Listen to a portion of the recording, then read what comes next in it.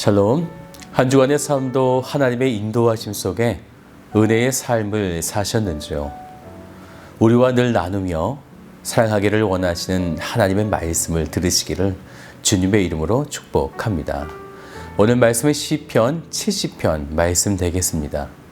제70편 다윗의 시로 기념식에서 인도자를 따라 부르는 노래. 하나님이여, 나를 건지소서. 여호와여, 속히 나를 도우소서. 나의 영혼을 찾는 자들이 수치와 무한을 당하게 하시며 나의 상함을 기뻐하는 자들이 뒤로 물러가 수모를 당하게 하소서. 아하 아하 하는 자들이 자기 수치로 말미암아 뒤로 물러가게 하소서. 주를 찾는 모든 자들이 주로 말미암아 기뻐하고 즐거워하게 하시며 주의 구원을 사랑하는 자들이 항상 말하기를 하나님은 위대하시다 하게 하소서. 나는 가난하고 궁핍하오니 하나님이여, 속히 내게 임하소서. 주는 나의 도움이시요 나를 건지시는 이시오니 여호와여, 지체하지 마소서. 시편 70편은 매우 짧은 시인데요. 표제를 보니까 다윗의 시로 기념식에서 인도자를 따라 부르는 노래, 이렇게 되어 있죠. 무엇을 기념하는 것일까요? 기념이라고 하는 말은 히브리어로 아지카라라는 말인데요. 이것은 제사를 드리는 제의의식을 위한 기념물이라고 하는 의미를 가지고 있어요. 그 다윗은 고난 속에서도 하나님의 구원을 회상하며 그에 대한 이 기념식에서 하나님을 향해 찬양을 올려드리고 있다라는 것입니다.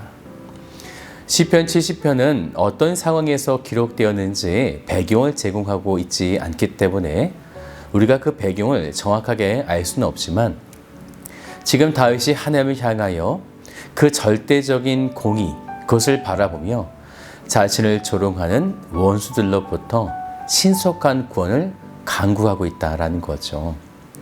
이것은 곧 자신의 힘만으로 빠져나가기 어려운 원수들로부터 둘러싸인 극단적인 그런 상황 속에 지어진 것으로 볼 수 있습니다. 그래서 이 시를 가리켜 비탄시라고 이렇게 분류하기도 합니다. 1절을 같이 볼까요? 하나님이여, 나를 건지소서. 여호와여, 속히 나를 도우소서. 1절에는 독특하게 엘로힘이라고 하는 하나님의 이름을 부르다가 또 예흐와, 이렇게 하나님의 이름을 동시에 부르고 있어요.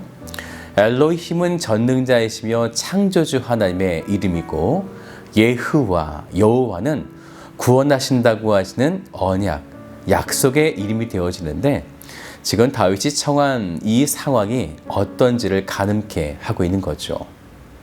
악한 대적의 힘이 너무나 강력하기 때문에 전능하신 하나님의 도우심을 구하고 있고, 또 그 하나님이 자신을 반드시 구원해 주실 것이다 라고 하는 소망을 가지고 이렇게 하나님의 이름을 두루두루 다 부르고 있는 것입니다.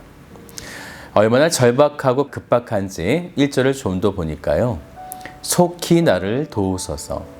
5절에 속히 임하소서, 지체하지 마소서, 이렇게 간구하고 있는 거죠. 이런 모습만 보아도 지금 다윗이 얼마나 어려움 속에 하나님을 향해 간구하고 있는가. 하지만 이렇게 간구하고 있는 그의 모습이 너무나도 귀합니다. 하나님의 백성은요, 원통하고 답답하고 무섭고 떨릴 때에 무엇을 하냐면 사람을 찾아가는 것이 아닙니다.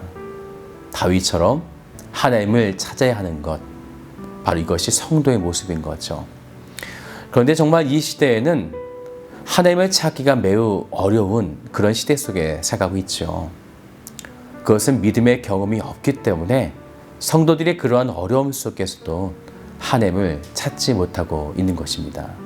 저는 오늘 우리들이 하나님을 날마다 찾아 속히 구하소서, 속히 도우소서라는 아름다운 기도를 하는 성도들이 되시기를 주님의 이름으로 축복합니다. 그렇게 기도할 때에 다윗은 분별력을 가지게 되었습니다. 무엇을 구해야 하는가?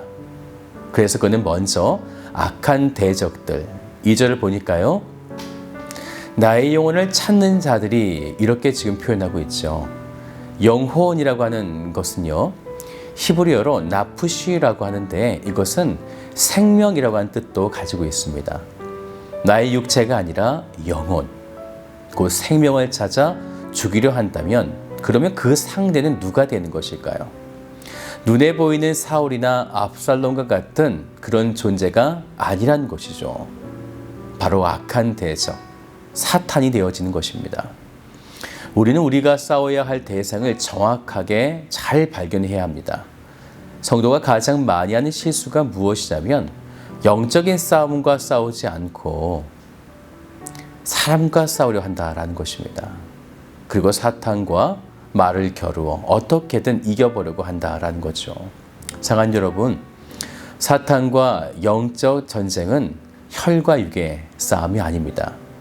그래서 다윗이 분별력을 가지고 싸우지 않고 무엇을 했습니까? 하나님을 향해 간구했던 것입니다. 그 악한 대적 사탄을 향하여 2절을 좀 더 볼까요? 나의 영혼을 찾는 자들이 수치와 무한을 당하게 하시며 나의 상함을 기뻐하는 자들이 뒤로 물러가 수모를 당하게 하소서. 다윗은 예수 그리스도를 예표하는 자이죠. 악한 대적이 그 사탄인 예수를 찾아 수치와 무한을 당하게 했어요. 이 수치와 무한은요, 속 안에 있는 마음의 상태를 말하는 것이 아니에요. 이것은 공개적으로 당하는 상태를 말하고 있는 것입니다.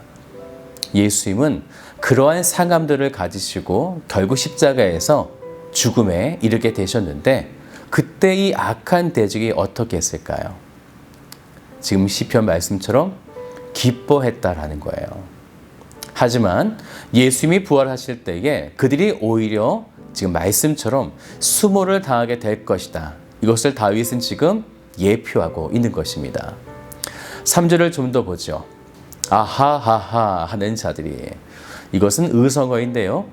타인의 고통과 불행을 바라보면서 깔깔대고 웃는 일종의 비웃음들입니다.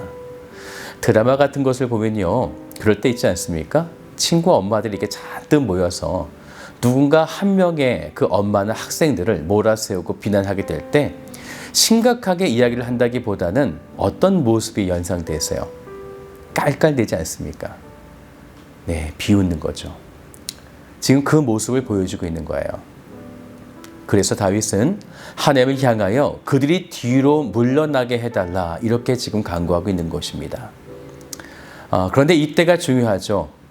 다윗은 이러한 간구 속에서 이러한 원통함에 간구만을 하고 끝나지 않았다라는 거죠. 다윗이 쓴 시를 보면 항상 공통적인 부분인데요. 그는 항상 하나님의 일하심을 구하고 난 이후에 그분의 이름을 늘 빠짐없이 노래하고 찬양했다라는 것입니다. 자기가 지금 무슨 싸움을 하고 있는지 정확하게 분별하고 있음을 보여주고 있는 거예요. 4절을 같이 볼까요? 주를 찾는 모든 자들이 주로 말미암아 기뻐하고 즐거워하게 하시며 주의 구원을 사랑하는 자들이 항상 말하기를 하나님은 위대하시다 하게 하소서. 하나님께 선택된 백성이 어떻게 살아야 하는지를 보여주고 있는 거예요. 주를 인하여 라고 하는 말은요, 원어를 보니까 당신 안에서 라는 말이에요. 당신 안에서 기뻐하고 즐거워하며 주의 구원을 사랑한다 라는 거죠. 그리고 나머지 모든 것은 주께 맡기는 삶, 이것을 살아가는 것. 우리는 이 모든 일을 행하시는 하나님을 바라보면서 해야 될 것은 그저 하나님은 위대하십니다. 이렇게 선포하는 것이요. 이것이 바로 성도의 삶의 고백이 되어지는 것입니다. 다윗은 이러한 삶을 살아가도록 하나님 속히 임하소서 이렇게 간구하며 시를 마치고 있습니다.